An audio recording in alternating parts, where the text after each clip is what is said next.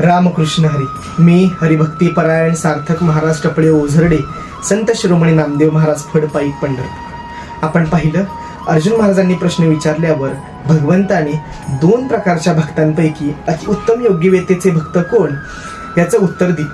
परंतु जे भक्त केवळ अविनाशी सच्चिदानंद घन निराकार ब्रह्माची उपासना करतात, असे असणारे भक्तांचा विचार स्पष्ट करत असताना भगवान परमात्मा पुढील श्लोक सांगतात.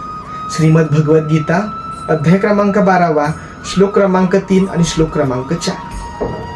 ये त्वक्षरम निर्देशम अव्यक्तम पर्युपासते सर्वत्र गमचिंतेंच कूटस्थमचलं ध्रुवम सन्नियमेंद्रिय ग्रामम सर्वत्र समबुद्धया ते प्राप्नुवन्ति मामेव सर्वभूतहिते रतः.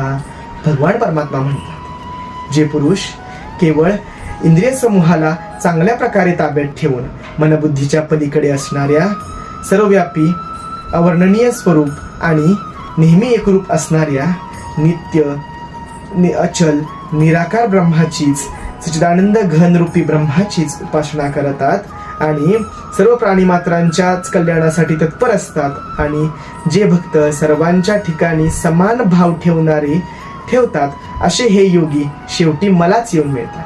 म्हणजेच याचा अर्थ, सकाम निष्काम वाचे म्हणे राम, तो माझा परम प्राण जगी. रामकृष्ण.